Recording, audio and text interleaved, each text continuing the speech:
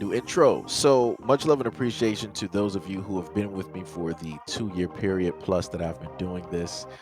Thank you for showing your love and support to the channel. And to anybody else who is brand new to the platform and you would like to support the channel, also you can do it by way of Patreon, Anchor, the clothing store, and also the shoe shop that is listed in the comment description below. And again, thank you to any and all of you guys who have been here to support this channel during the 2+ year period. I wouldn't be able to do what I do every single day without you.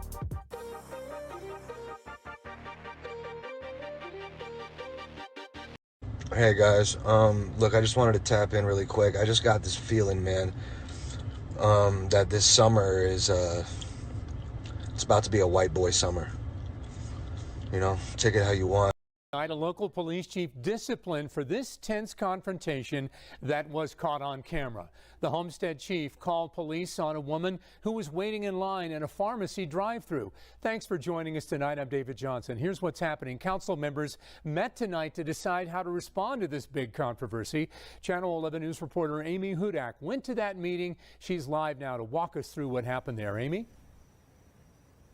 David, the police chief here in Homestead was suspended without pay. Some council members say it didn't go far enough. Even some members of the community say they wanted to see him terminated. Other people say it was too harsh.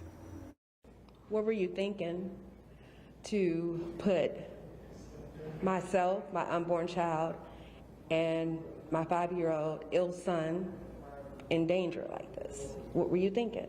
This is the video that started all of it. Kamalia Stewart says she was in the drive-thru at the Waterfront Giant Eagle Pharmacy, 8 months pregnant with a sick toddler in the backseat, when the man behind her told her to leave because her order was taking too long. She says he then put on his police lights, and it wasn't until the cops were called on her that she learned he's the chief of police. I was shocked, appalled, like, I can't believe you, of all people, you're the chief of police. For you to turn your lights on and try to intimidate me was totally an abuse of power. Thursday, following fallout from that video, the Homestead Borough Council voted to suspend Chief DeSimone 3 days without pay. It's a start, but I think he needs to be removed. Other members of the community spoke publicly, saying the chief has a history of outbursts and trouble controlling his anger. This ain't the first time I seen DeSimone like really just screaming and cussing somebody out. 3 days without pay, I think that is sad. It's a disgrace. It is not a punishment. 3 days is a vacation. But the mayor says she strongly disagrees. Everybody has a different disposition. He's here 20-some years. I mean, come on. He's never abused anybody. There's two sides to every story also. I talked to Chief DeSimone this afternoon.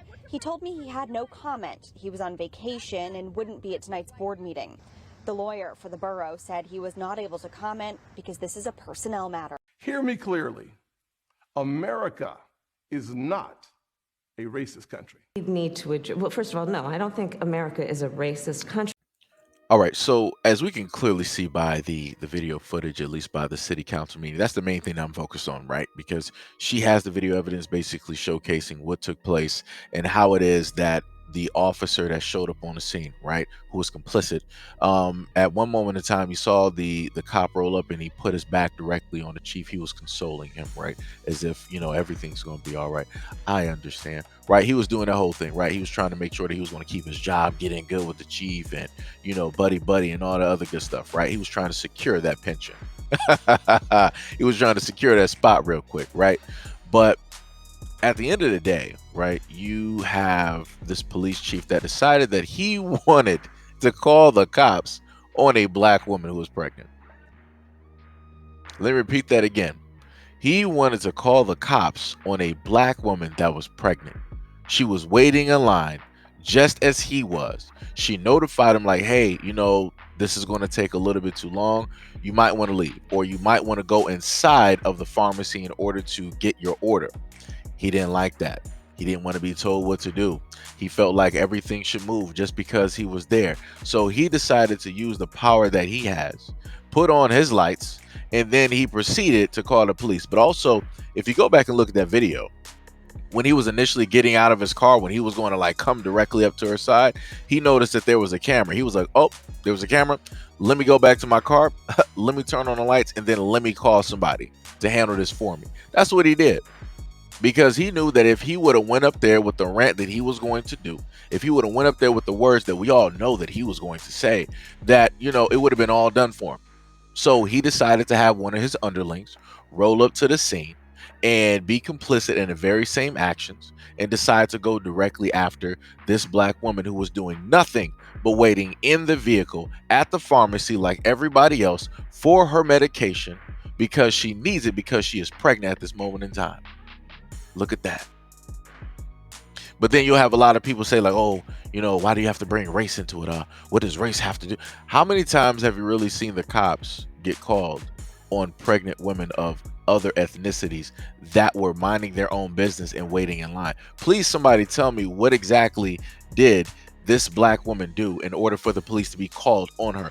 What illegally done thing, right, is happening within this pharmacy drive-through that needed a police action to take place, that needed police to show up to the scene to speak specifically to her?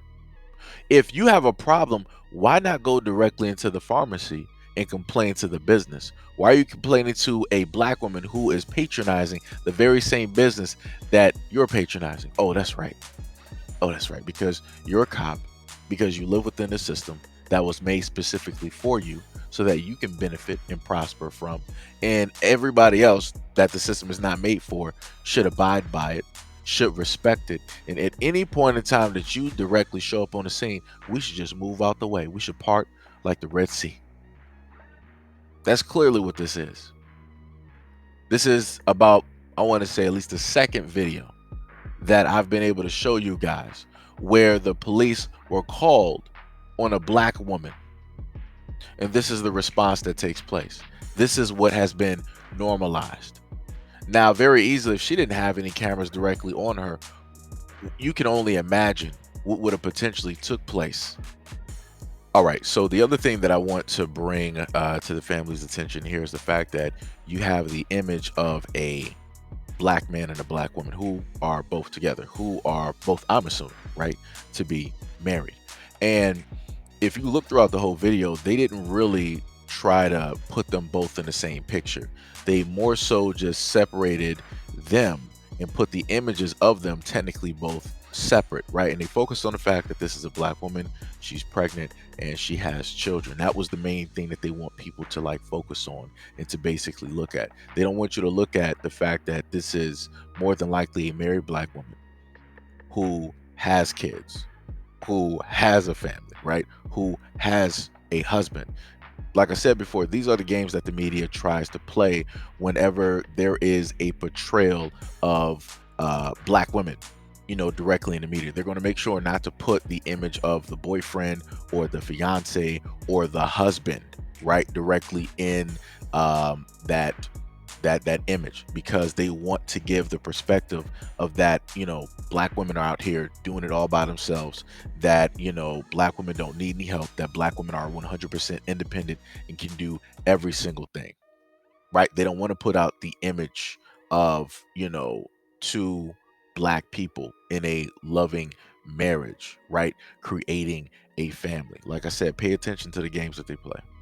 But the mayor says she strongly disagrees. Everybody has a different disposition. He's here 20-some years. I mean, come on.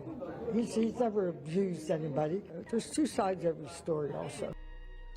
So you heard what exactly the older woman stated, right? She's the mayor. She's probably she's looking at the at the gravesite right now. She's looking at the keeper, right? Father Time is right there with her. They're married hand in hand, right? And you heard what it is that she stated. She's an enabler of the exact same system. Like I said before, she's not going to be you know, completely obvious, you know, about it. But the words that she stated, these are the same words that I've seen on my platform, where people will come up like, oh, well, you know, there's two sides to every story. I'm going to wait until I get more evidence, you know, that type of thing. This is where they get it from. If you ever happen to see a true American leave a comment always stating that there is always more to the story, that there is always two sides of a story, this is where they get it from. Like I told you guys before, within their own communities, they teach these types of values for a lot of the younger ones to hold on to, right? So it might not be super obvious like it was back in the day, but it's still there. And she's telling you that. She was like, well, I'm not, going to dismiss what happened, but, there's two sides to every story. For God's sakes, he was here for 20 years. I mean, he's never harmed anybody. You see how that works? You see how she's enabling him? You see why it is that they voted to only give him 3-day suspension and not take him fully off of the force? Like I said before, this is how it works. When you have a system that is built by you, for you, in order to protect you, this is how it works out in the end. This is why at no point in time do black people really get any type of real justice. And if there is any type of justice, it's a little carrot that they're dangling in front of the horse. That's it. That's it. This is 100% proof. You heard it from the horse's mouth. He never did anything wrong. He never abused anybody. He never abused his power. He's been on the force for 20 years. You hear that compassion, you hear that empathy, you hear that, oh, well, he just made a mistake. He's never done anything like this before. This was just out of character. These are all of the excuses that are basically coming from the fact that she's enabling and supporting what it is that he's doing. And because she's doing that, she then is sending a message to all of the other men, just like him on the force, that, hey, you can go out here and do whatever you want to do. We're going to sit up there and protect you and make sure that you're going to keep your job at the end of the day, because we're not going to let anybody harm or go against you. Like I said, let me go to a further extent, right? White women are the biggest hindrance to moving racial equality forward because we have more influence over the raising of our children than anybody else, and white supremacy grows in our homes. And we are the ones teaching our children if only they would behave this way, speak this way, or dress this way, maybe they would have equality. And I will not argue this with anyone. But the mayor says she strongly disagrees. Everybody has a different disposition. He's here 20-some years. I mean, come on. He's never abused anybody. There's two sides to every story also.